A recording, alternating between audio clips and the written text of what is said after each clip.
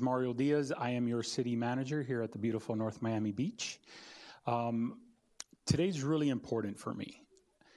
This was one of the initial initiatives that I put together in speaking with the commission about having a strategic plan that talked about the priorities for the city, not only now, but as we continue to look forward towards the future. This is one of several key components that the city is undertaking as we start looking for addressing priorities now and in the future. We were very lucky to partner with FIU during this process. This is a little different than what the city has done in the past. Typically, a strategic plan, you go in and you do it with staff, you do it with the commission. Somebody writes some stuff down on the side of the paper, they put it all together, and here's your report, have a nice day. We took a different approach to this. We wanted to make sure that we also got the community involved in what the priorities for the city was. So we did surveys, we did focus groups, and now we're having this town hall. We did the traditional stuff, one-on-ones with commission and with staff and things like that, but we took it that extra step. In addition to this, we also have an economic study that FIU is working parallel, although different from this study here, helping us to see where our priorities, what is North Miami Beach from an economic standpoint, from a commercial standpoint, where we can leverage the commercial industry within the city and our surrounding competition, and how we can improve that. The better commercial districts that we have and more investment, that puts more sales tax and so forth that come from the city, which means we get more revenue from the state and from the county, which then means we can lower our ad valorem property taxes in return, right? So they all kind of commingle. The next big study that we're gonna end up doing is state mandated. It's a comprehensive planning study that starts probably by the end of the year. We'll be looking out. That is something that the city has to do every 5 to 7 years, and we're kind of due for a really big one. That will have what's called charrettes, similar to this, but you'll have someone drawing ideas and doing a bunch of other stuff. So this is really kind of that first one that really helps set what priorities, what the city should be looking for, and how we start budgeting and start adapting our policies for. So that's kind of the quick overview. Did I just ruin all of your present? We're done with that, right? So I want to thank our mayor and commission for really supporting me in this endeavor and seeing that the benefits of what this can provide to the city.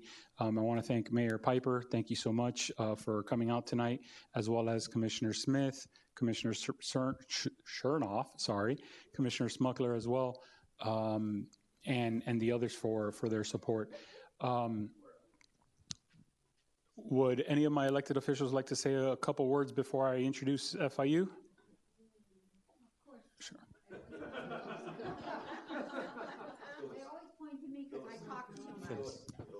Okay. This is very important. Oh, there you go. Thank you.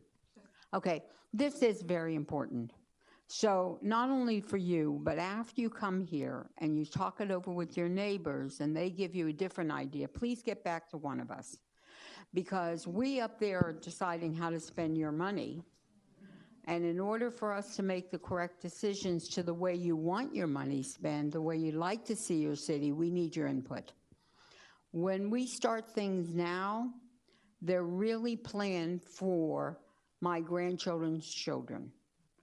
It takes years and years, but if you don't get it off the ground, and if you don't start with the plan that the manager had in mind, and to share that input with all the residents, we have a great opportunity here to take North Miami Beach and make North Miami Beach the place everybody wishes they lived.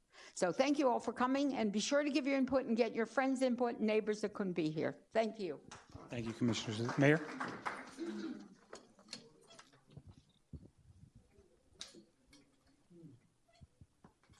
All right, well, good evening, everybody, and thank you for coming out. Thank you for being interested and caring about your city to see things through like this. So I applaud you for that.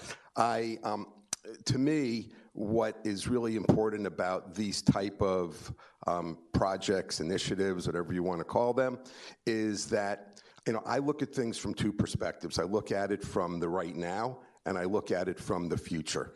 And for me, the growth of the city in the long term, or the development of the city in the proper sense in the long term, is very important, as is, for me as well, taking care of what's our immediate problems today.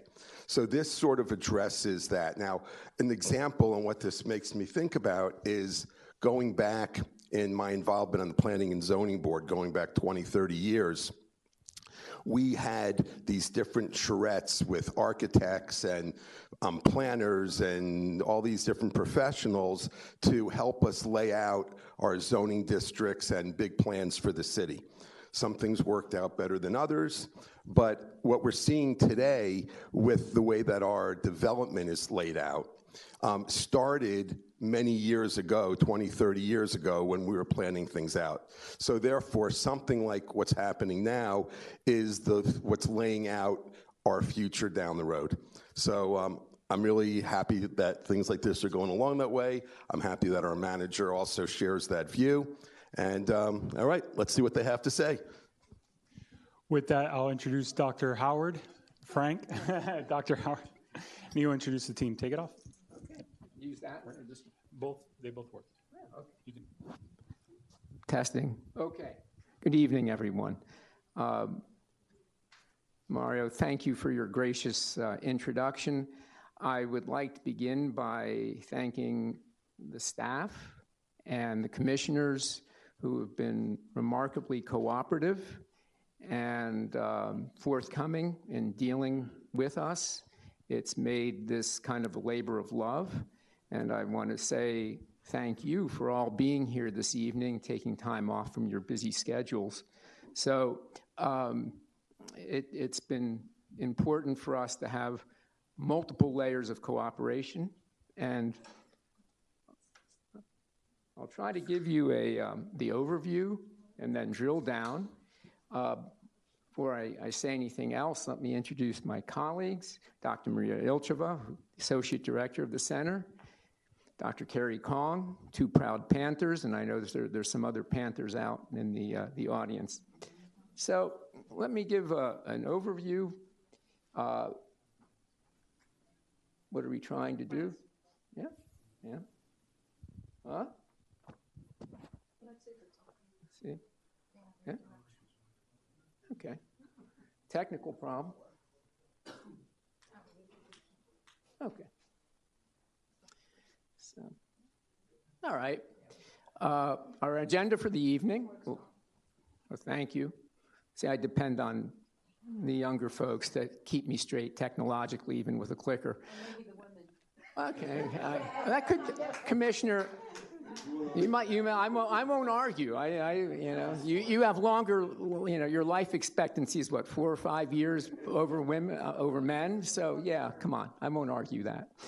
So we'll give you an update. We're going to have Q&A, and then we'll have a discussion of key priorities and get it straight from you, what you think.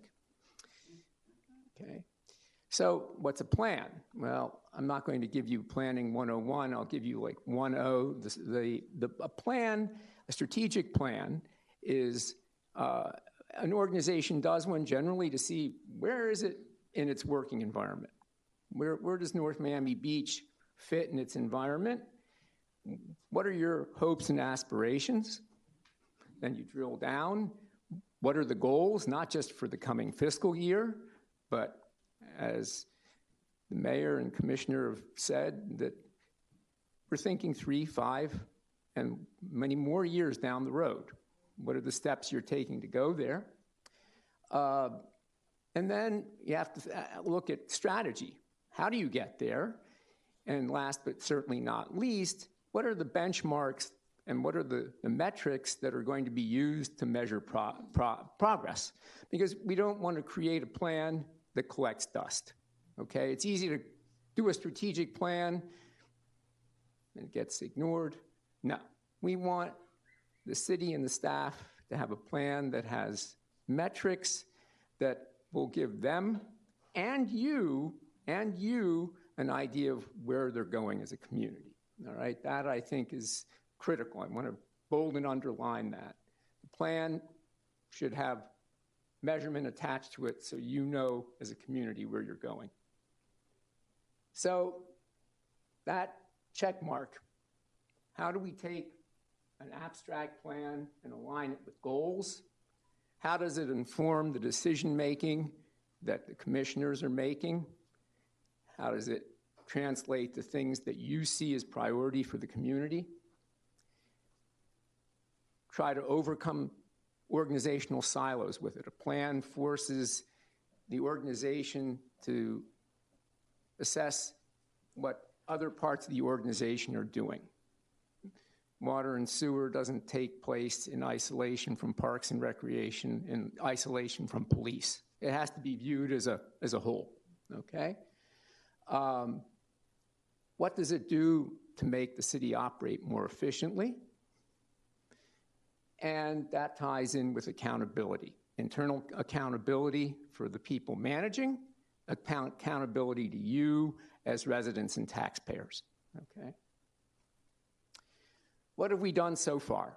We started with a deep dive on the community demographics. To understand a community, you really need to look at its demographics. We did interviews with the senior leadership and with the elected officials, and I'll give a shout out, as I did before, Commissioner George, Commissioner Phyllis, who was literally bedside. You talk about being committed, and she was doing an interview bedside with hubby. From the hospital. Hospital? From the hospital. Oh, yeah.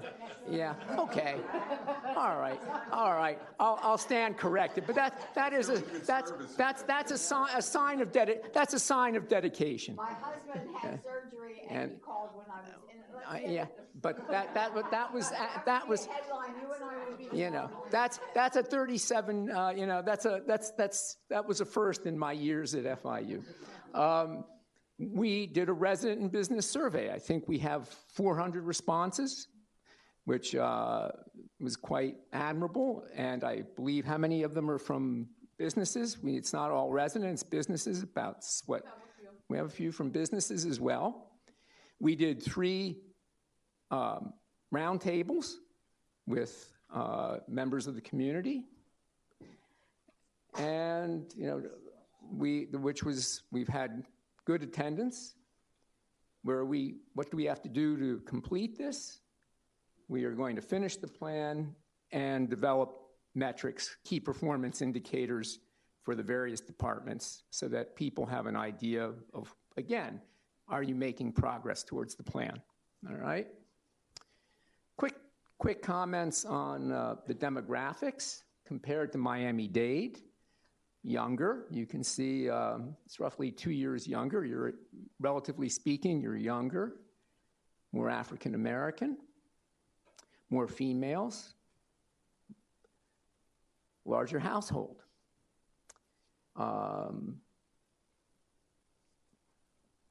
Lower percentage with bachelor's degrees, fewer with health insurance, lower household income, but less poverty, and a higher labor force participation. People here are out in the workforce. You can't say the work ethic isn't alive and well in NMB. You have much lower housing prices. You can see for single-family homes and for townhomes and condos, it's almost a 6-figure difference.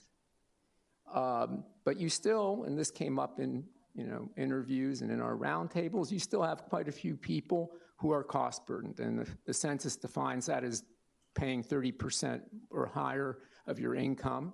And that's not just your issue, that's a Dade County issue. I don't think I have to tell you that. And 24% are severely cost burdened, so they're giving over 50%. I was curious, being kind of a public finance guy, where was your tax rate relative to peers? And what was your assessed value? I remember your tax bill has basically 2 components. One component is done downtown. That's what's your property valued at, okay? And then the other component is your millage or your tax rate. And I was just curious, Terry, help me with this, where are you? And I think it's important to compare apples with apples because, you know, Miami-Dade, you can say, is almost divided. There are the cities that got incorporated, starting with Key Biscayne, newly incorporated cities, 1992 and later, and they kind of cherry-picked. They were very affluent and had a lot of taxable property, and they knew going into it that they could tax low. I was involved with that longer ago than I care to remember. And then there are what I call in here the legacy cities, the older cities. And you can see that relative to the legacy cities, the older cities throughout Dade and Broward, your tax rate, it isn't the highest and it isn't the lowest. Your millage rate is somewhere around the middle for the communities that were incorporated before 1992. Now, speaking to the economic development side in our sister study, you can also see that your assessed value per capita, how much property value is there per resident, is actually on the lower side. And I think that speaks to, for example, housing here tends to be older. Your business activity may not be what it is in Aventura or in some of the other places. You know, I could say your average tab going out to a restaurant here may not be what it is in Aventura. That taxable value represents, in a nutshell, economic activity, all right? But on the positive side, when you look at general fund revenue, North Miami Beach is actually less dependent on revenue in the general fund. It's less dependent on the property tax than comparable communities. So your revenue portfolio is more diverse, and of course we all know property taxes aren't that popular, so your elected officials, in their wisdom, are relying on other sources to fund the show. Certain things came up. I'm supposed to pass the baton? Okay, I'm getting signaled I have to pass the baton. So I will, with no further ado, I will pass the baton to Dr. Carrie Kong. Sorry. Okay. So I will first talk about the strengths of our city. So number one, North Miami Beach is a full-service city, provides quality municipal services, including its own library and water plant. And second, it has a strategic location with easy access to major airports, highways, beaches, and essential services. And it's both high quality of life with parks, green spaces, and recreational facilities. And it's also a diverse and engaged community, and foster a welcoming and harmonious environment for a wide range of cultures, languages, and traditions. So these are the budget priorities derived from the interviews with commissioners and department directors. So the first one is infrastructure improvement. So immediate attention is required for maintenance and upgrading outdated facilities and equipment. And there's need for comprehensive capital improvement programs to meet the growing community needs. And beautification and branding efforts are also critical to enhance the city's identity and attractiveness. The second is financial stability and budgetary concerns. So, like, the city needs to stabilize budget, increase reserve, and ensure fiscal responsibilities, and need to pursue more funds, bonds, loans, and grants to fund long-term infrastructures, and need to develop sustainable funding strategies for those long-term projects. And economic and community development to support local business, attract investment, and enhance economic competitiveness. And need to pursue more grants and funding opportunities to implement economic initiatives. And conduct cost revenue analysis for sustainable development and prepare for community expansion by improving infrastructures and maintain adequate staff.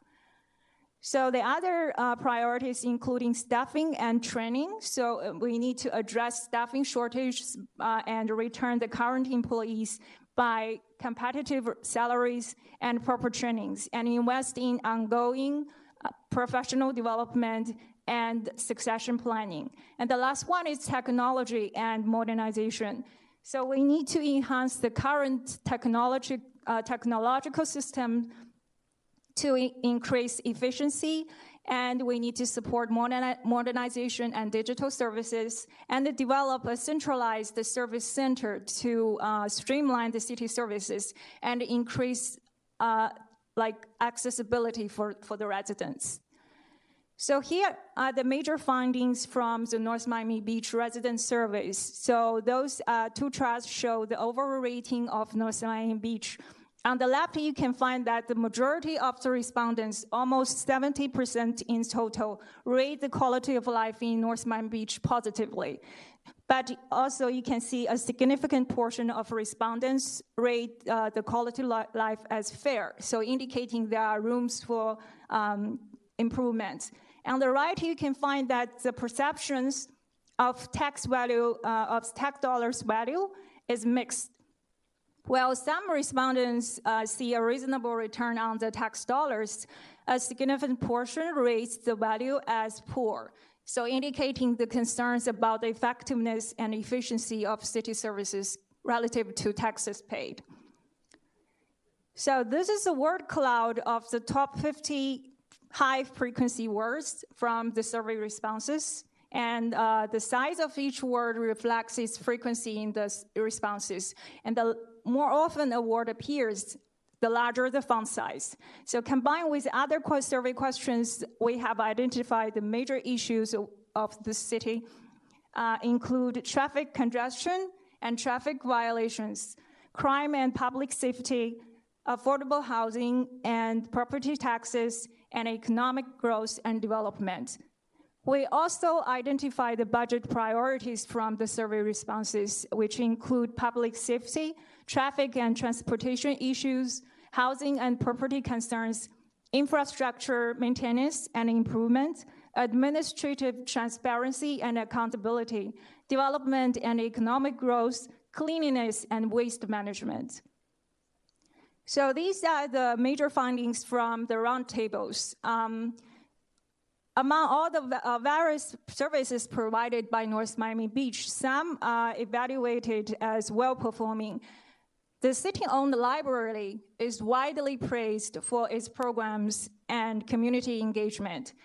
The police department is generally viewed positively for its professionalism and response time, although the opinions vary. And some basic services such as garbage pickup and water delivery are also considered effective. And there are areas for improvement.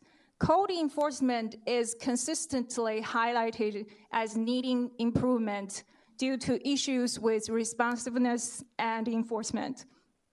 Infrastructure, there are concerns about road maintenance, street signage, flooding, drainage, and overall infrastructure upkeep are prevalent.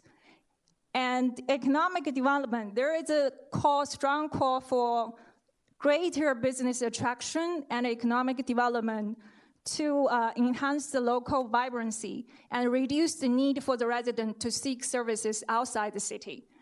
And the community spaces and beautification, there is a need for greater community spaces, park maintenance, and equitable beautification efforts across different neighborhoods is also frequently mentioned. And permitting and zoning, the frustration with a slow and complex permitting process is also a common concern.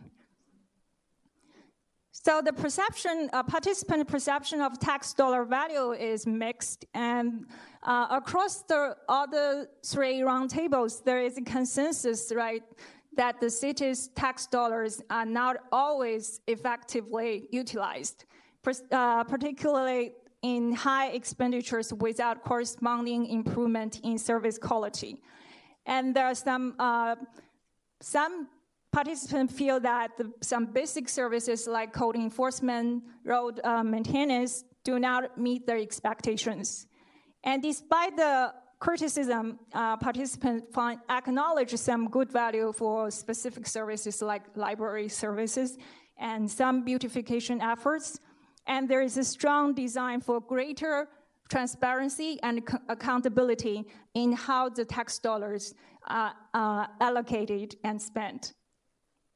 So participants also highlight priority areas for tax dollar allocation. So in the upcoming fiscal year, first one is security and safety, such as more police patrolling in the community, and infrastructure and beautification, especially in those areas with neglected properties, and library services, which include technology upgrades and more staff for more opening days.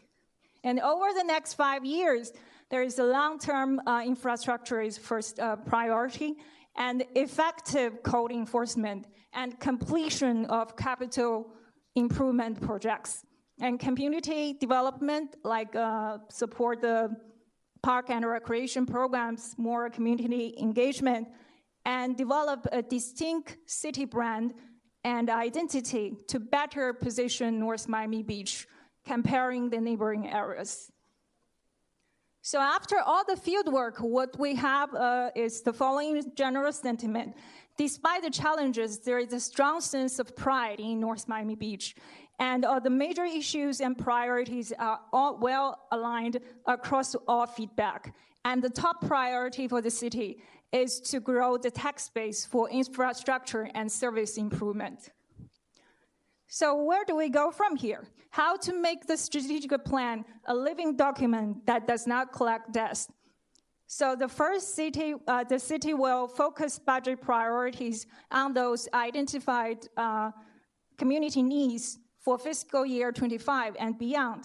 And our center will help the city to develop performance metrics to communicate progress on achieving goals and improving municipal services. And the city will use these metrics to develop a culture of transparency and accountability. And the city will continue collaborating with our center next year to assess the identified priorities and monitor KPI metrics. So this is our presentation. Thank you.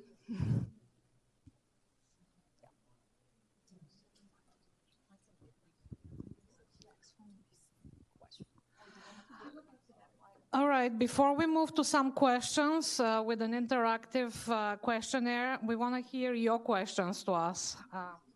I'll carry the microphone, so.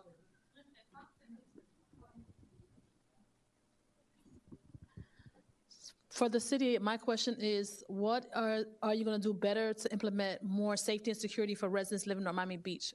I live in an apartment right down the road, and it's open to the public to come and do what they want. They're able to come and sell drugs and do whatever they want, just come in and out. And as a resident, that's not safe for me or the other people that live where I live. What are you guys going to do better as far as the policing is concerned to ensure that we are better safe in our neighborhoods? I guess that's a question to the city officials, not FIU cannot answer that. Well, how does that apply? Yeah, there's another microphone. Can you? I give to Dr. Howard. No, the question was, how does that align with the plan? That was one of the priorities to identify. That came up in the interviews. That came up in the surveys.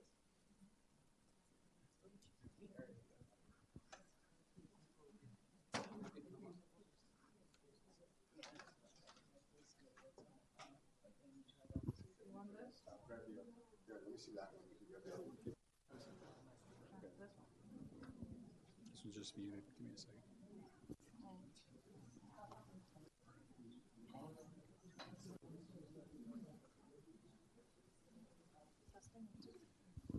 So to directly answer your question, we have continued to improve our police department year over year. We continue to recruit not only other police officers from other departments that are more of that veteran presence. We're also trying to recruit new entry level, never been a police officer, sponsoring them to go to the academy, learn, and they go through our training here. We've just recently further applied for a Department of Justice COPS grant, which helps funding for 8 additional new officers. And so our goal is to continue to move the increase of patrol officers year over year. And so we're looking at, last year was 107 officers that we had budgeted for, and hopefully with the new COPS grant that would push it even higher. So we continue those. We've reactivated various task force within the department, whether it's the narcotics, whether it's other types of crimes, our, I guess, SWAT, and so forth. So we continue to make those type of improvements. We're also trying to use technology and leverage technology. The city has invested in a system called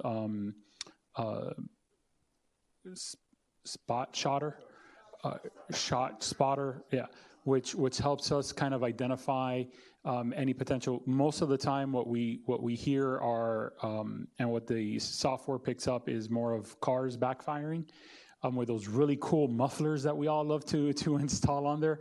But we are looking at using technology, leveraging technology, getting more people out on the street, and being able to leverage all of that to help. What I would say, though, is if you see something, please say something. We have our non-emergency number, we have the 911, we have our PAL, and explorers trying to reach the youth of our community so that they have a positive influence from early, as opposed to waiting until something happens, right? So we're trying to tackle these types of problems at all different levels, but what we can't do is do anything without your assistance. So if you see something that's going on, I'm gonna have staff get with you and be able to, so that our community policing can speak directly to you, speak directly to your neighbors. We typically have what's called packed meetings, which is going around different sections of the community to just show the police presence, talk about issues, whether it's traffic or break-ins or anything like that. I'm not sure exactly where it is that you live, but we can kind of coordinate, even if it's not a central community center, if it's just a building, we'll make our people available to be able to talk to your neighbors and so forth, okay?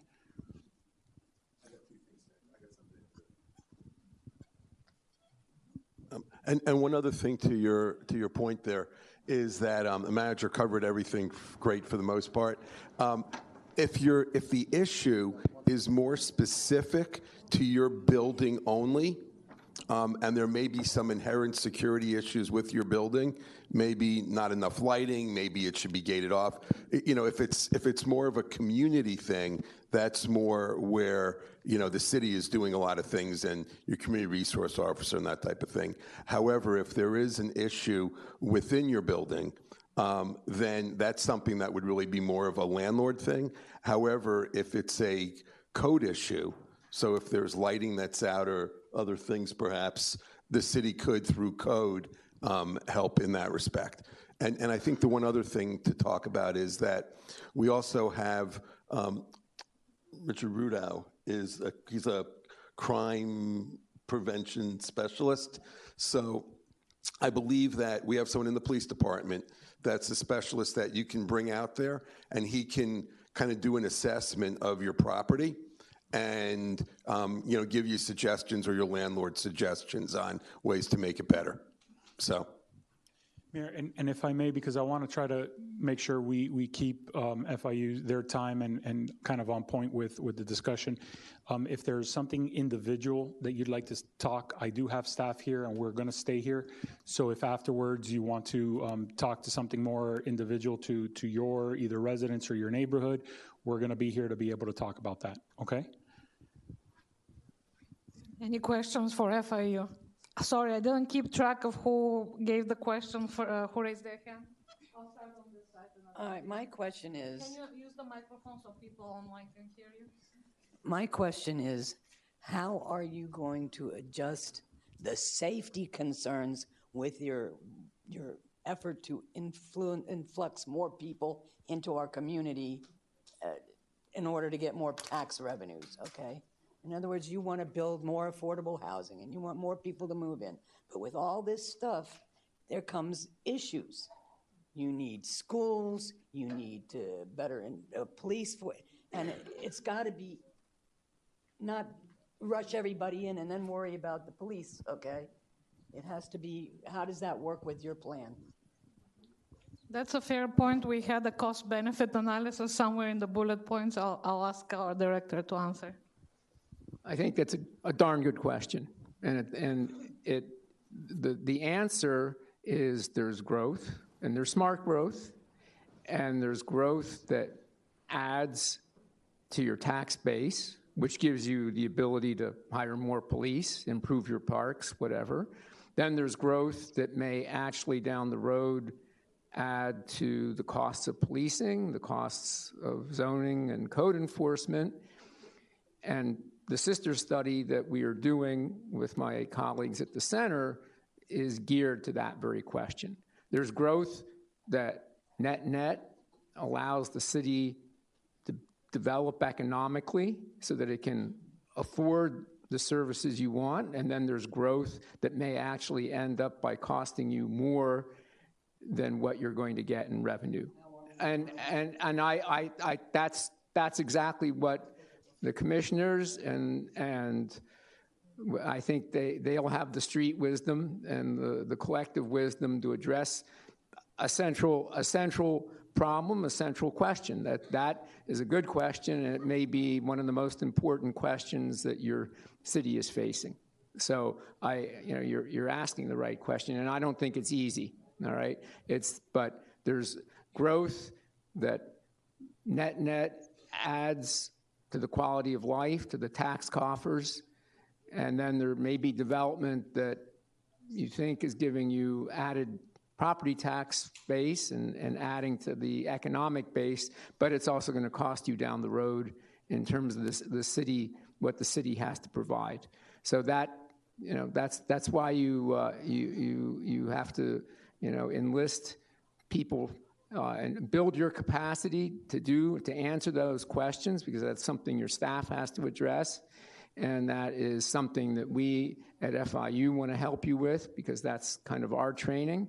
And it's something that the elected officials and the city management have to come to grips with. And you have to have input on it. So it's a good question. And it's a complicated one. Okay. You see that their priority is the dollar sign. But I think I have to, say that we're doing this study with a lot of goodwill from the people running the city, and I think they're welcoming input to address a very good question. Hi, good evening. So my question is, and I don't know if this is a management question, and that's, or your, this goes to you, but how does the city, so we've had at least, this must be the third strategic session, do you think, Commissioner Smith, about? So we've invested at least three, and maybe prior to that. So we've invested in these, and yours is definitely different than ones we've done in the past. But my question is, how does a city, we investing in this, how do we implement this? How do we get it written in stone by ordinance or something that it can't be changed with the fluid changes of commission seats, mayor seats, managers, and all of that? Because otherwise, we just keep going on in circles and circles and circles. I don't know if FIU wanted to answer that, but that's part of why we're strategically going through these conversations, starting with the conversations with the elected officials, with our department heads, and with you, the residents. So we all agree that these are the priorities. And if we agree that these are the priorities, we now go through our budget process and align our spending with what you say is your priority as a community. But the next year, that's not going to be, but you got to keep this written somewhere where it stays for the next 10 years, or just like we have charter changes and charter reviews every 10 years. Yeah. If we keep doing this, we're going to go nowhere, because the next group of commissioners, and perhaps maybe not, a manager, whatever, as the future changes, we're going to be right back at square one. We could certainly consider that, ex-commissioner. I keep calling you commissioner. Just call me Barbara. Barbara.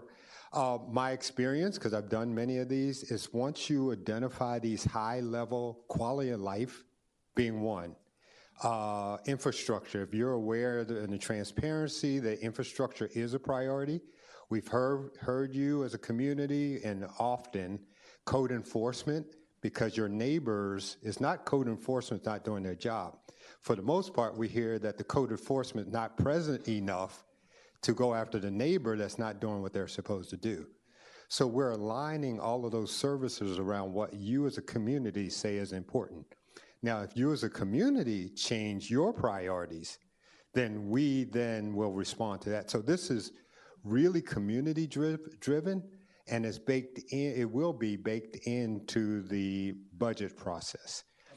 And if I can add to that, one of the things, at least in the process when I do these, is once the plan is finalized, and part of the plan will be certain recommendations of the city should be doing X, Y, Z, right? The next phase that we can work with FIU is keeping track of, are we implementing the plan?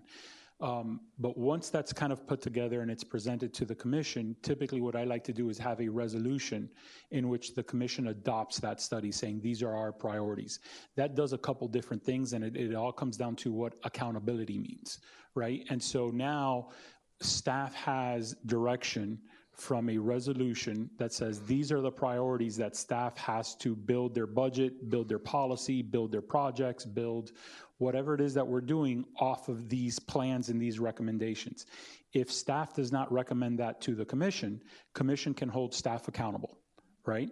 Now, at the same time, it also allows you as residents to hold commission accountable, because we all agreed, we participated. This wasn't just you guys in the back room coming up with priorities. We all came together as a community. You had over 480 something survey responses. You had several community meetings. You all had a discussion. Everybody came into this place, and as staff continues to try to push initiatives or commission changes, we have a document that everybody's agreed to, and so you're able to hold your elected officials accountable towards that document. I will say one thing, though.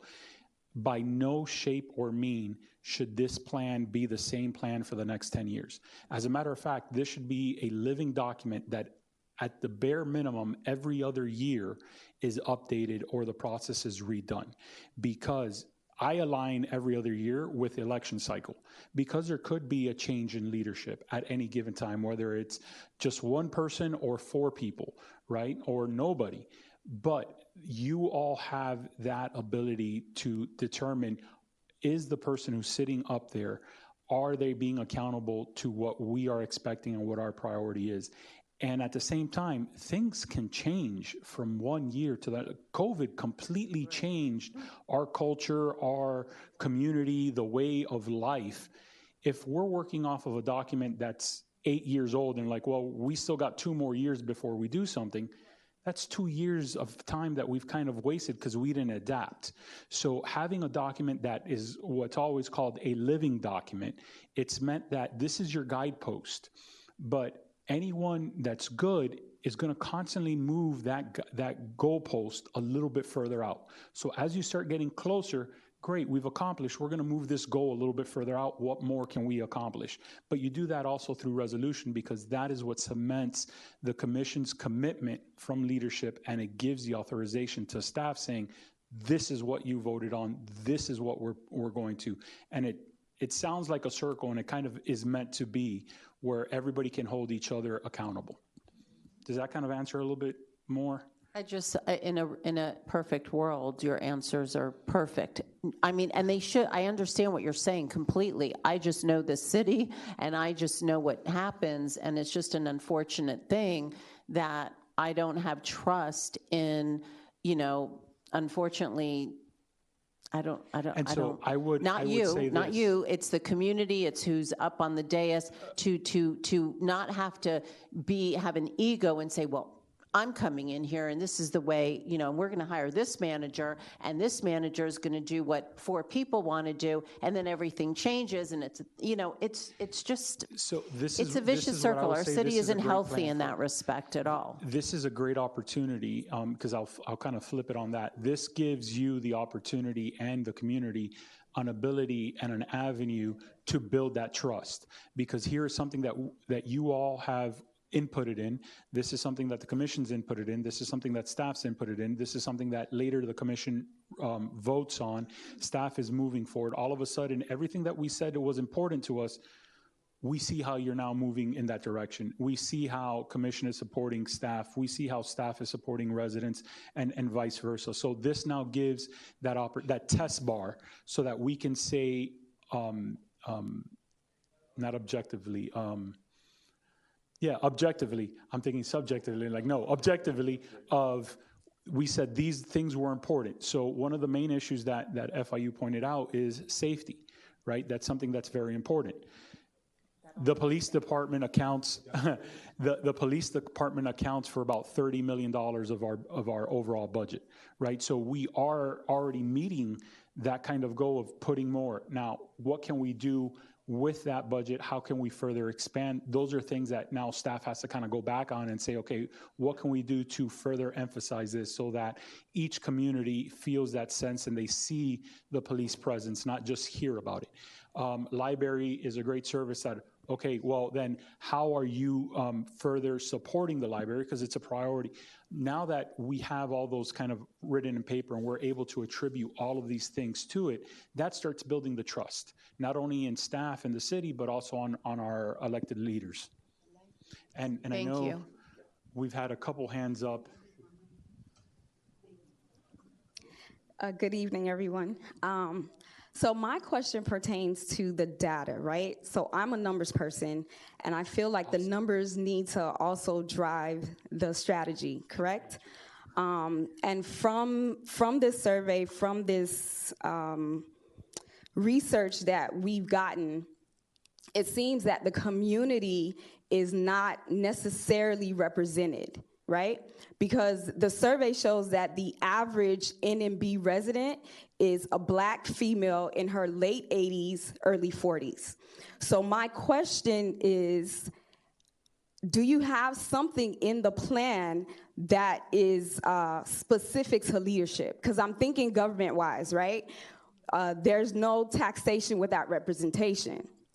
So maybe a lot of the issues that we're having, because if you look at what the survey showed, this room does not represent what the average NMB resident is, okay?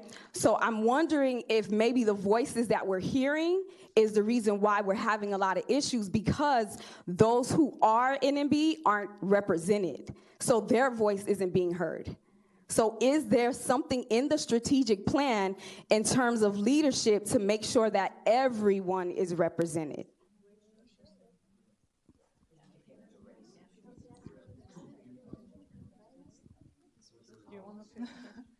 Yes, thank you for your comments.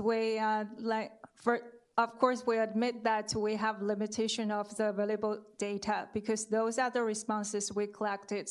So these are the conclusions we draw from the responses we have collected. And as for your question, you want to be the broader representative, so that's why we adopt like all the field work, including roundtables, surveys, and leadership interviews. And there are some responses have suggested this disparity of the regional disparity in the development. So we will definitely put a note there, and we will stratify our strategies when we develop the strategic plan to better represent all the residents in North Miami Beach. I hope I answered your question. If I can add, that's why we're having this town hall meeting in addition to all the other data we're collecting, right? This is another opportunity for residents to engage with us and to hear your voices. So thank you for sharing that. And you're officially on the record now as somebody who cares about representation, and you want to see more effort from the city in that regard. I appreciate it. Thank you. Thank you very much. You know, I hear you. We have a shy attendee tonight that just mentioned there's 30,000 people, and we had 400 and something answer the survey. So that'll put it to point. You know, the apathy in North Miami Beach can really shock you when you're the one that's making decisions. So that's why I say, please go to your neighbors, please go to your friends. It's not just the people. I do have a question. And you know, when you're sitting up there, quite frankly, the people that make the decision, all of them aren't here. And so they're not even hearing the presentation. So here we are trying to learn what you as the community want, and we don't have the people here that need to hear it as well. But I'd like to know, how long should something be implemented? For instance, not to call out another attendee, and not to mention Commissioner Kramer's name, but she wanted to have a branding. She wanted to have a branding before my 60th birthday, I think, and I'm 78. Well, this talk about branding has gone so far. So you see, all of it sounds good.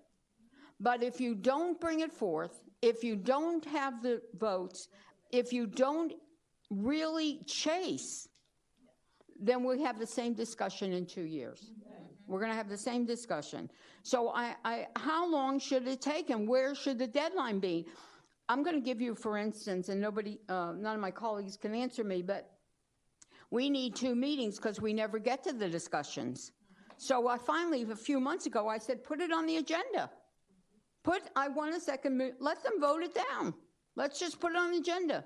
All of a sudden, it's part of the charter. You have to have the attorney and have 4 months later, 3 months later, and we're still waiting to implement the conversation. So my question as professionals, what should we do? What should we do? Should we chase it? Should we demand it? How are we implementing that it doesn't go month to year to 6 years later, we're still talking about branding? It's true. I'm going to try, I'm going to take a stab at this, and because I can't make management and commission decisions. All right, so I'm speaking here as an objective outsider. All right, I think that your colleagues and the residents understand within the context of economic development. Uh-oh, see, my responses are causing an emergency. Uh-oh. I think that, pardon me. Just hit it and it'll stop. Hit it and it'll stop. It's an Amber Alert. Yeah. Yeah, but they have it off. I think within the context of management and in the context of economic development, your colleagues and the residents have said a community identity is important. And I could say from a management standpoint, if I'm in the manager's shoes or your shoes, you've got sort of 4 fiscal strategies that, you've got raise taxes, not popular, cut services, not popular, re-engineer, do it better, faster, cheaper. Did you hear that? Yeah. Right? I think the biggest tool that you have, and the one that is the best for the community, is growing your economic base. One of the things that people said in the surveys, in our interviews, is this is a city that people drive through.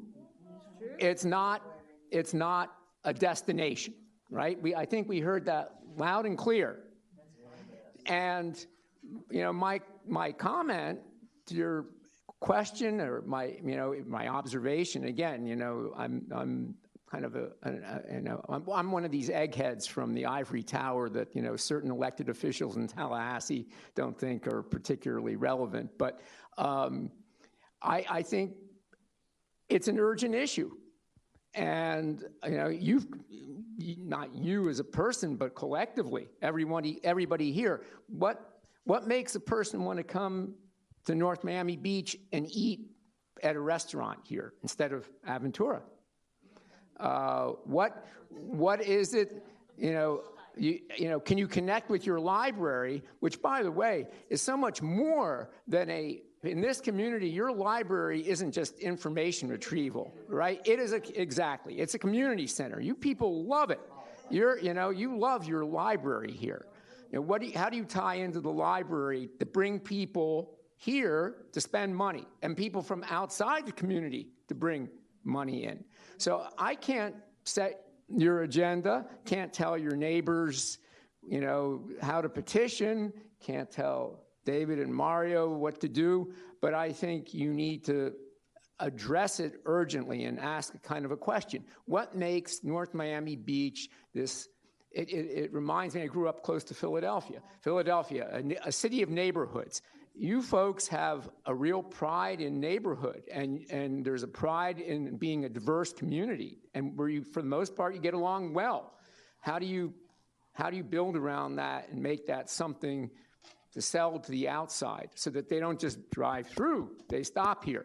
And that's, I think the sister study that we're doing related to economic development, and, there is wisdom in your leadership, that's really critical. What are the types of businesses that you need to think about developing here?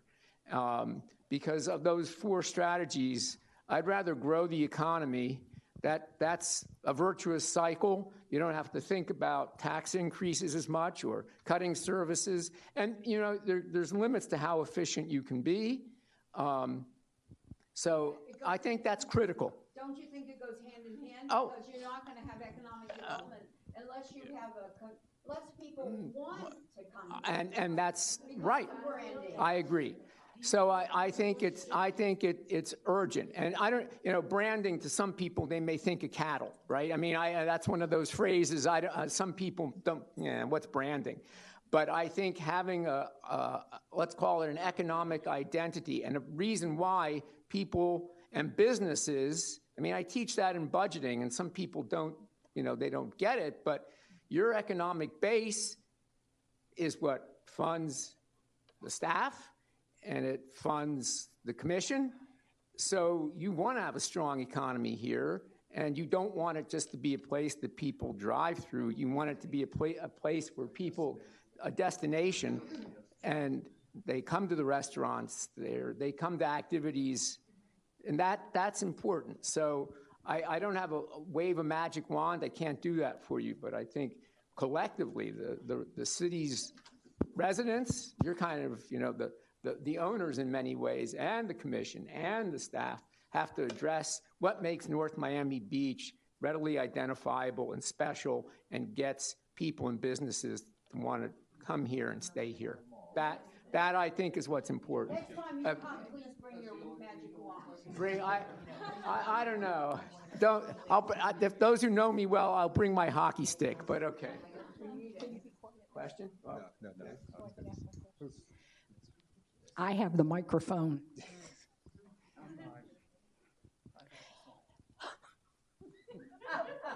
You're going to pay for that later, Phil. It's okay.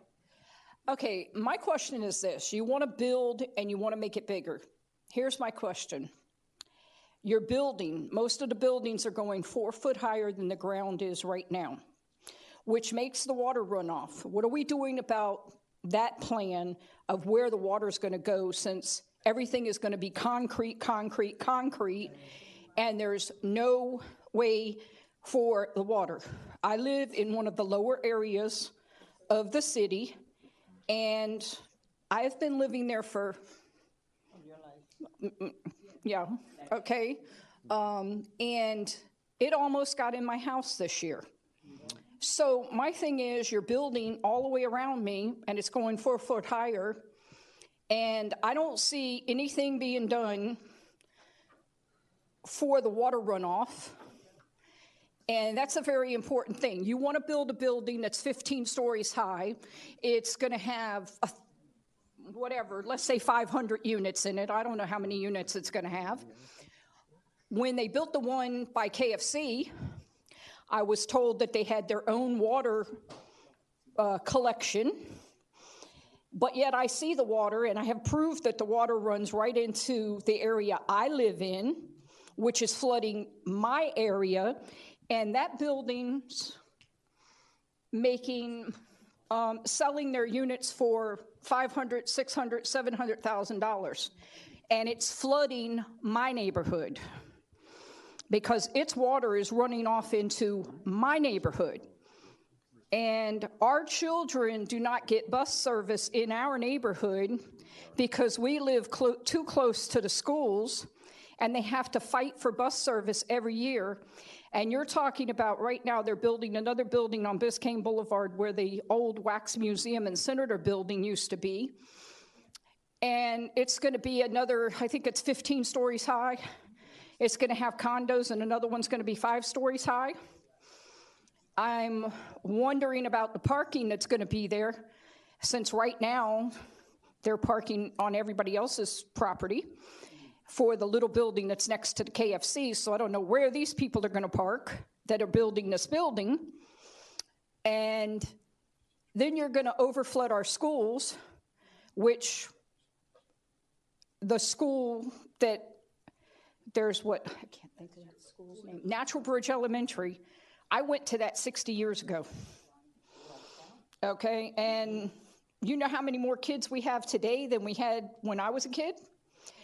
There's over 175 children in my neighborhood, maybe more. And they're dispersed to the schools in the area. You're talking about another building coming up right there, so we're going to have how many more children in that building? And where are they going to go? I'm worried about the schools. I'm worried about the parks and recs. If we're getting 2 new buildings by my neighborhood, our park needs to be upgraded. We were supposed to be done 10 years after Washington Park, and Washington Park is 40 years ago, hasn't been done. And now I learned something recently at one of the meetings that if we don't keep putting that plan back on the list, the plan gets forgotten about. So the plan that they did for all of our parks and recs back in the day, when they had this beautiful picture of how each park was going to be upgraded, that upgrade for my neighborhood is no longer valid because it was never brought forward to the next event. Can we hear the question now? All of this is a question. What is the question? What is the question? Smart development? Exactly. That's the question. I'm giving you what I need you to answer. What are you going to do for each and everything I just mentioned? How's that? All right, to summarize the issues. I'm sorry, I was asking you to ask the question. So, I apologize for interrupting you. We're trying to keep the discussion going. What I heard was, how do we ensure that development doesn't encroach on communities and create problems? It already is. Did I convey it? But it already is. So you're telling us what? What are you going to do to change it? More. You shy now? So, yeah, David just got shy all of a sudden. So there's a couple. you scared me. You were stuck in certain colors, you said. There's a couple things to address that. So with regards to schools, any of these projects, they're required to go what's called a TRAD process. In other words, they go through a process that has multiple different type of departments, not just city departments, to validate the numbers and the needs. Miami-Dade Fire is part of it. Miami-Dade School is part of it. Water is part of it. Water and Sewer is part of it. North Miami Beach Police, sometimes Miami-Dade County Police. And so all of these things have to take a look at all of the numbers and say, yes, this meets the capacity that we have, or no, it doesn't. You're going to have to change this. You're going to have to do that. All that kind of stuff. So the school board does look at all of these developments to say if they can take on the additional density that is on there, or what else will need to be doing. That affects their plans as well. With regards to the parks, the 2016 Parks Master Plan, very beautiful.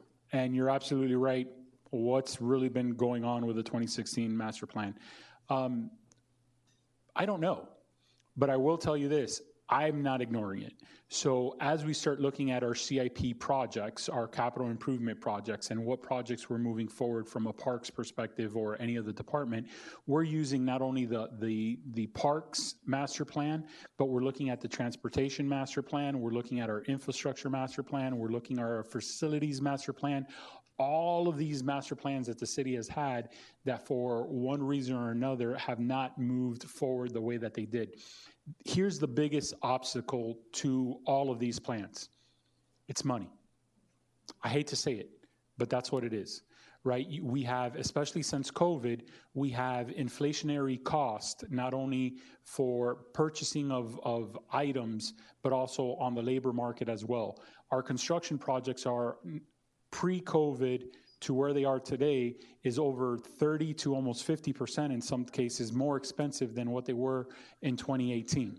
And so all of that adjustments end up moving things down a list because we don't have the funding. How do we resolve that today? What we are currently trying to do is we're reevaluating the entire capital improvement program process, how that looks like, what's that's going to do. Right now, the way that's funded predominantly is through general funds, okay? Ad valorem taxes, any of the other type of state or county taxes that we get goes into not only the operational costs of the city, which means staff, benefits, it means purchasing a pen to purchasing a truck, all of those type of things. All of it is coming from the same bucket. So by redoing this new program and saying, okay, not only do we know there's a master plan for parks, but there's one for transportation, there's one for infrastructure, for water, for facilities, and then being able to get a cost estimate of what everything kind of looks like. Being able to bring that to you and bring that to the commission and being able to say, hey, we have X amount of dollars that we need to move all of these projects forward. How do we do that? How do we fund that? Then it's the request of, we want to go build an educational program to then explain to you how to fund that and ask one option. There are a lot of different options. One option is a general obligation bond, in which it's a referendum in which you all vote on and saying, okay, this money is going to be used for these projects. It's one of the most common ways that government agencies end up doing that. One of the other things that I and my staff have dedicated a lot of time with is building relationships within the federal government, whether it's Department of Justice, Department of Energy, EPA, or any of those, because there are certain grants and certain loans that we can seek and we could take advantage of to help move some of those projects forward, right? We're also making sure that we're going after, for example, PFAS over on the water. That's going to require, with the new EPA regulations, millions of dollars of infrastructure improvement. And we have to do it within 4 years, I think they told us today, within 4 years. Well, those improvements on our water utility is going to be almost $150 million. I don't got $150 million in the bank just waiting, right? So we're looking at not only state, not only county, but also federal. So it's a combination of all of these things and trying to do it and coordinate it in a way that we can go after that. So yes, there have been a lot of plans that are sitting on the shelf. We have been dusting them off. Some of those plans require us to update them. So especially with, for example, transportation. If we had a transportation master plan, we are required to update because traffic numbers change, because now the 10-year plan, because the county has something that you got to update it every 5 years or whatnot. those are things that we have to do. And sometimes it goes into the mindset of, oh, all we do is a study after a study after a study. Sometimes that study, once it's done, you're trying to move a project forward, and it's a very big project, and that could take, as Commissioner Smith mentioned, sometimes these projects will take anywhere between 5 to 7 to 10 years before there's a shovel in the ground, because we have to follow not only the county, but DOT process, and there's something called a NEPA process, which is the National Environmental Protection Act, and there's very strict guidelines of how these things work and how they move forward, and that takes time, and they do that on purpose sometimes. The federal government and the state do that on purpose, so it's not a immediate reaction to one thing, but it's taking that long view of the situation, not just immediately. So we hear, and also with regards to flooding, we are investing quite a bit in storm drain. I know we have an active project right now over in Highland Village that's really supposed to. Here's an additional thing. We're living, this past week or so, we've seen more and more flooding, even from a very light rain. Like someone like, really? This is nothing. Here's the science behind it. The water table underneath the ground is so high that when it floods and you put water into the system or it comes in, it has nowhere to go because it's not draining into the ground, okay? And it's not, well, because the water underground is already close to the surface already, right? So it takes longer. Right now it's during a time that's called king tide. And last week on top of king tide is also, we had the full moon and stuff like that, which also affect the tides. So that's kind of increased. Now we're still in king tide, but we don't have the full moon because we kind of went through it. I was howling in the middle of the night, but that's kind of helped. So during this time of year, king tide really goes up, and it's causing a lot of flooding issues. I think to give you an idea of what king tide is, you've probably seen on the news, like in the city of Miami or Miami Beach, where all of a sudden there is a manhole and the cover was blown off and you just see water pouring out of the manhole. It's not a water leak from the system. It's literally water from underneath the ground from the Key Biscayne that is just pushing everything, even from the intercoastal. It's just pushing it above ground, and water finds its way through. So those are the things that we're fighting. Will there ever be a moment where, like, we've finished all of the storm drain and everything is done? I'll be completely honest, no. But the projects that we keep moving forward are meant to help manage as best as we possibly can, as much as we possibly can within the means that we have. I see some other questions, but I know we... Go ahead. Can we make this the last question? Because we really want your input.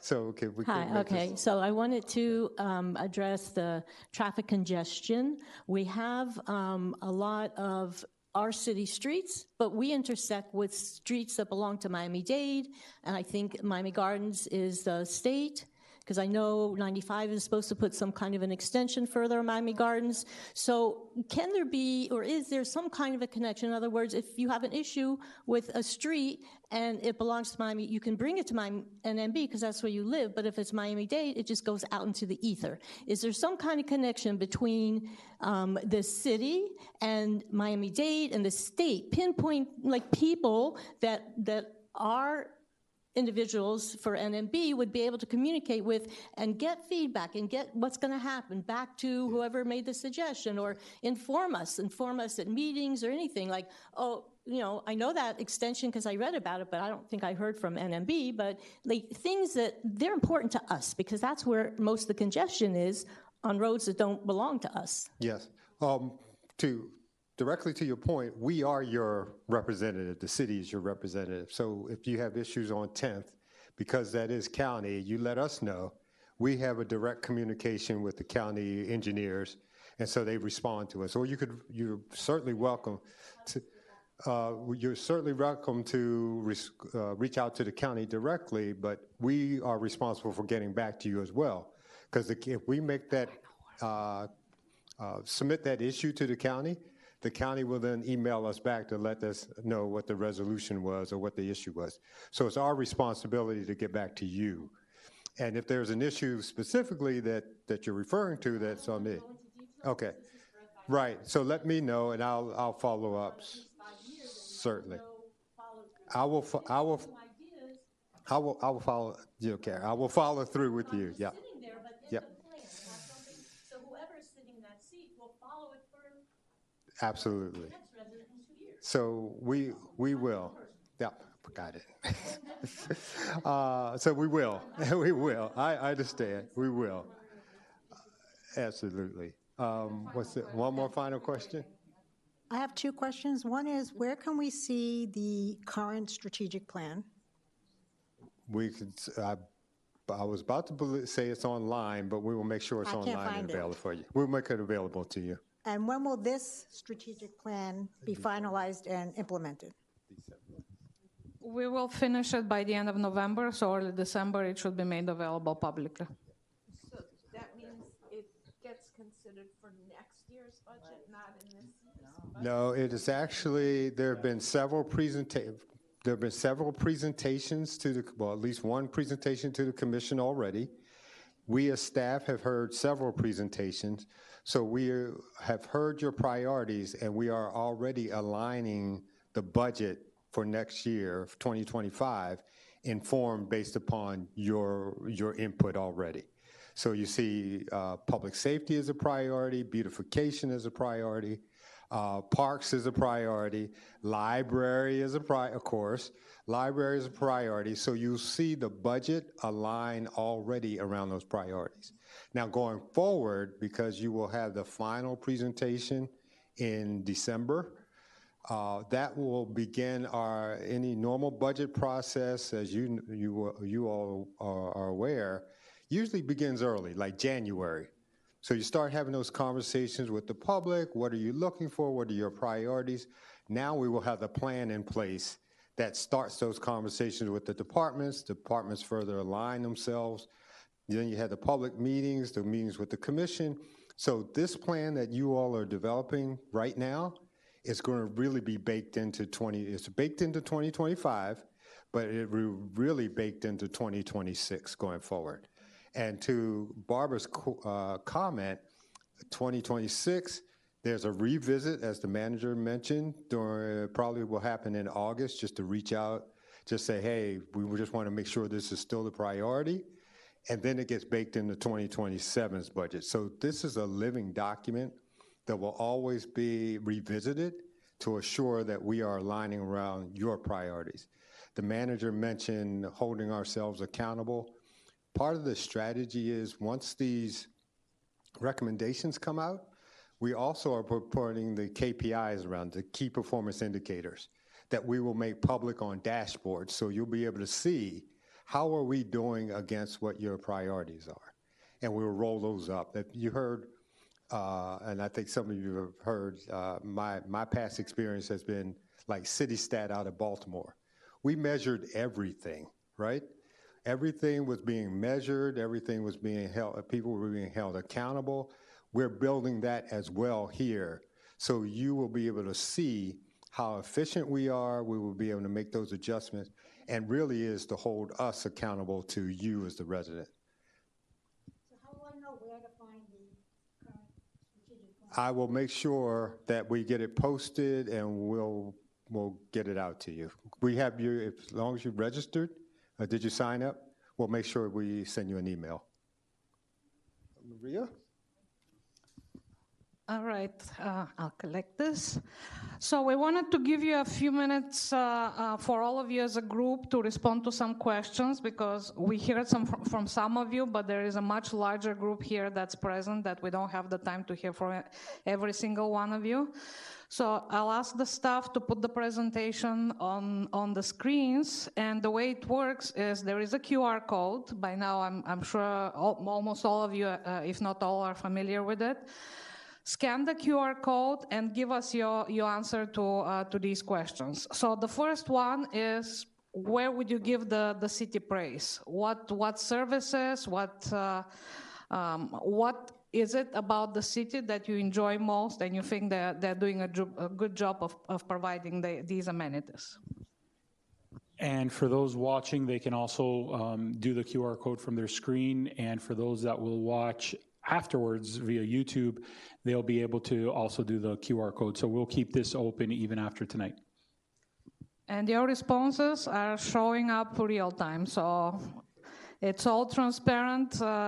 Provide your responses, and you will see what your fellow residents think the city is performing well in.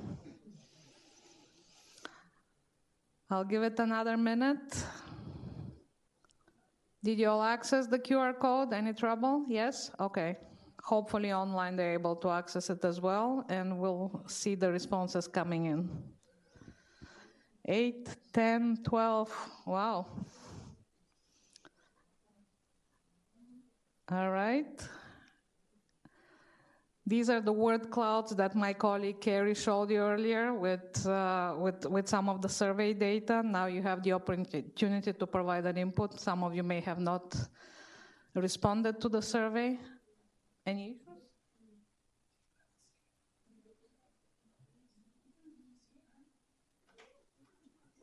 Carrie, this is like your phone, maybe it needs to be activated. Anybody else have issues accessing it?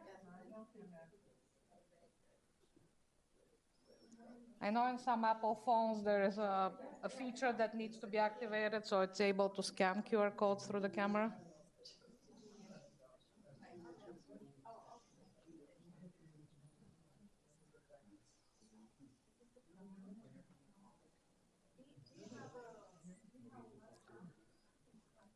By the way, I think you can also access it if you go to menti.com. Those of you who are here may not be able to see it clearly, but there is a code. You can just enter the code 6909-3947.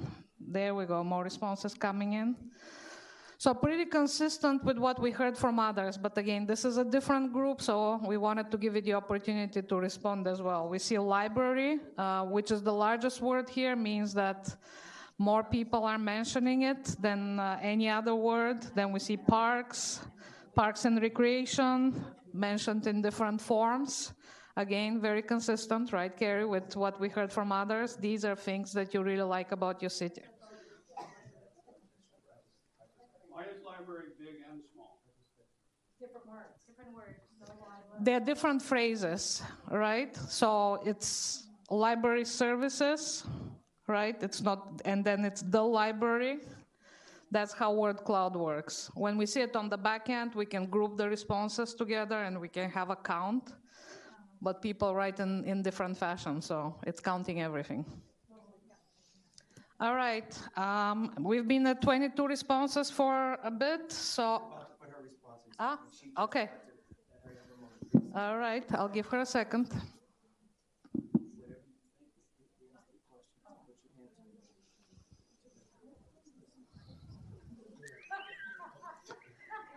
Yes, you can see the menu on the side with text boxes. That's where you enter your answers. I don't want to switch screens because when I switch the presentation, it will switch automatically.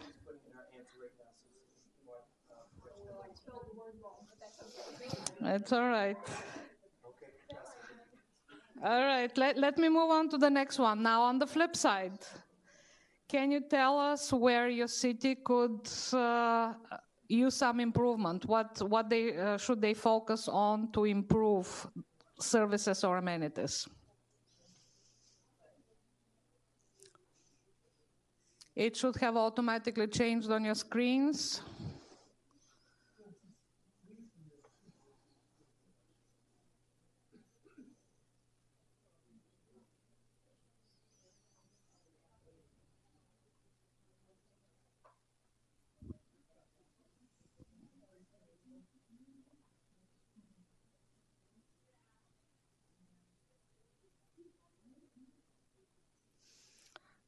I hope you're all not influenced by what you heard earlier and you're just putting the responses that others gave us, right?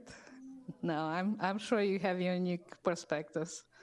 Just keep them coming. 14, code enforcement at the very center, yet again. Interestingly, some people said library could use improvement, probably more support. Code enforcement is still staying strong. And we're up to 27 on this question. I guess other people joined.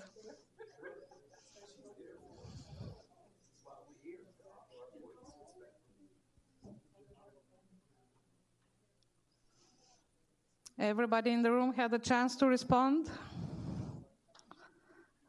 All right, oh, it just moved to 29, so I'm gonna give it the 3-second popcorn rule. If I don't get any responses, we're up to 31 now.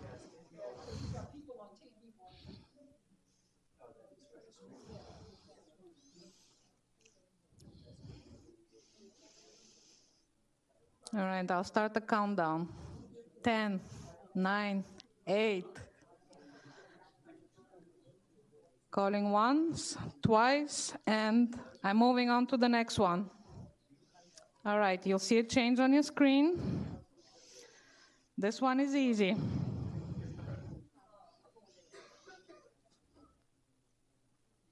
There are no points, sorry. Oh.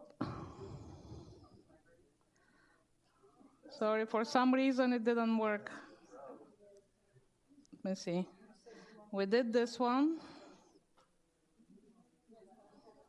Oh, I need to press enter.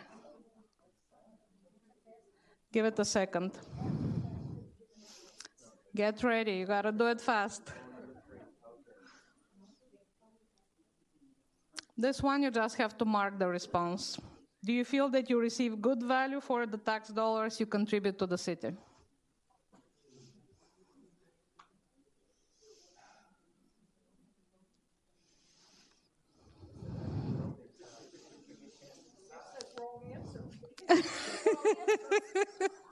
There's no correct answer, there's no wrong answer. It's just answers. Back fast of the time limit to respond. I didn't even get to submit my answer. I would like to, please. Thank you, guys. Let's see if I can restart it. This is actually enjoyable. Sorry, I can't. That's why you had 15 seconds. We wanted to do it very quickly. What is your view? What is your view? We can put it on the record. Okay. So for me, I'm going to say unsure, because in the part of the community that I live in, I still have some ongoing issues that I need to address with some city leaders. So these are ongoing issues. Okay. So for me, my answer is unsure. Thank you. I see nobody from the few people who managed to do it quickly said definitely yes. So I'll move to the next one. Let's see. So please look at how this question is phrased, and the following question will be about your longer term view. So this one asks you about your priority in the upcoming year. So short-term priorities, and you'll have the opportunity to identify long-term priorities.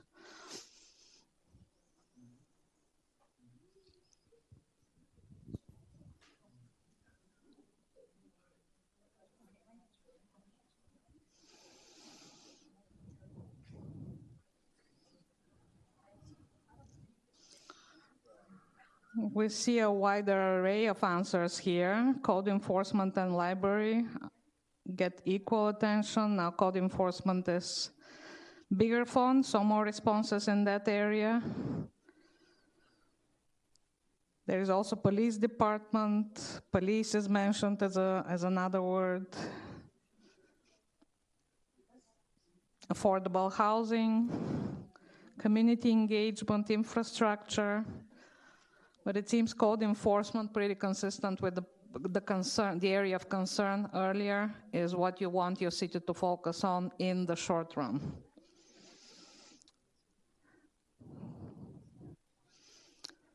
"32 responses, I think that's the highest we had in the previous question. Let's see if we'll get any more here in a few seconds. I'll move on to the last one. You can start thinking, those of you who answered, you can start thinking about long-term priorities. All right, 32. 35. I'll wait a few more seconds.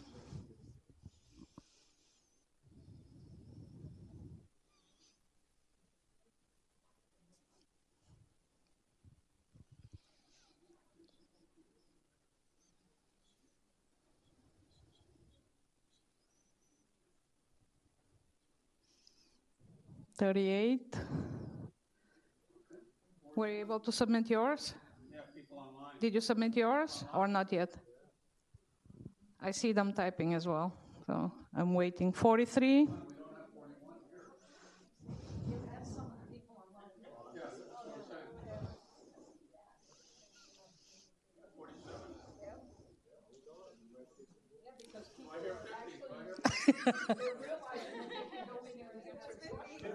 Fifty. There we go.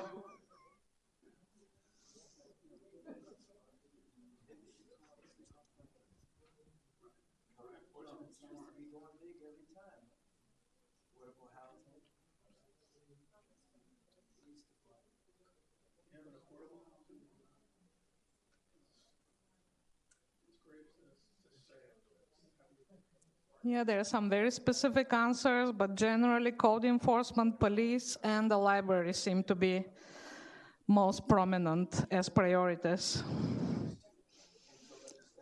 All right, we've been at 50 for a bit now, so everybody in the room, I think, is off their phone, so I'll move to the last question, and this one is in the next 5 years. So take the longer-term view and think about what your city should consider as their priorities over the next 5 years, as opposed to the next fiscal year.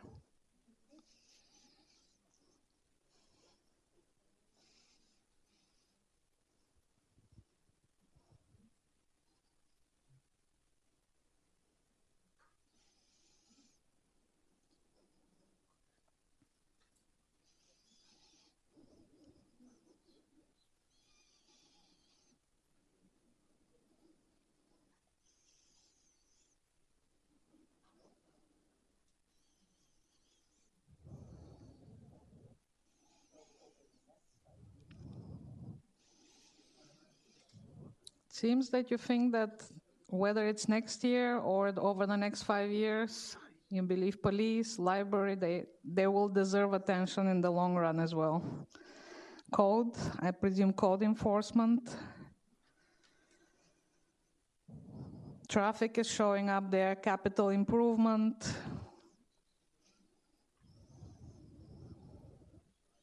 Transportation is there, economic development is increasing in size, so it seems to be a priority for at least some of you.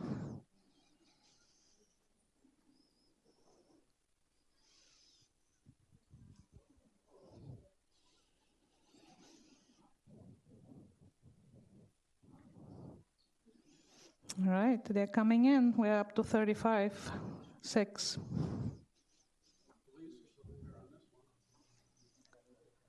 Police is staying consistently, yes, as the highest priority, along with library, almost equal.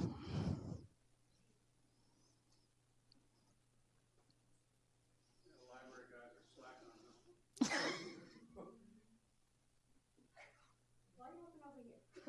don't know why. I don't know why.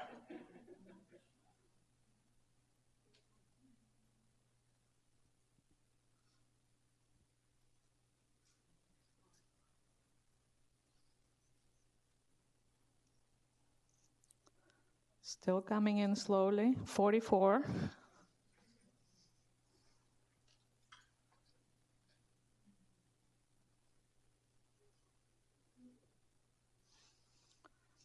I know you enjoyed this a lot, but this is the last question, sorry. This is a great way to get people engaged. This is very awesome. Oh, well, thank you.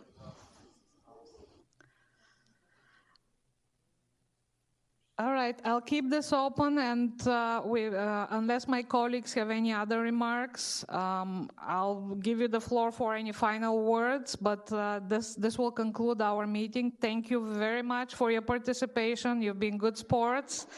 I love the responses, and be on the lookout for the report, as we said, in early December. As usual, we'll present it to the commission. I'm sure it will be open to the public, that meeting, and we hope to see you again. And on behalf of the city, thank you. Thank you. Thank you all.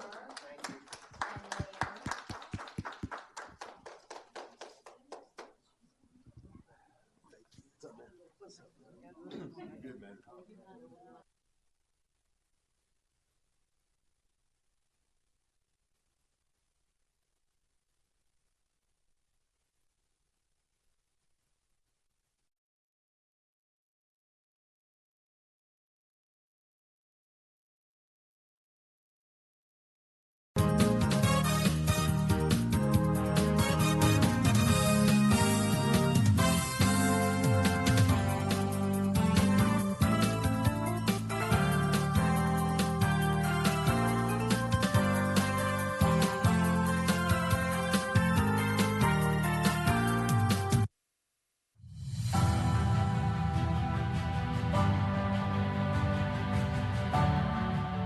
residents have lived here for a very long time, and they do call us direct. However, if they do have an emergency, we highly recommend that they call 911. They actually have swarm personnel that works inside of the communication center. We average about 20,000 citizens calls per year. We've been working with this customer for a long time who, has expressed having an issue with not having that location information readily available so they can go dispatch to their citizens. So it's 2024, and there's advanced technology out there. We wanted the most effective and efficient tool to communicate with our citizens. It's the first non-peace app that we have deployed in the U.S. North Miami Beach Police Department is not scared to, go into next generation 911. It's a big deal for us because it's the first time we're showing our capabilities with police department.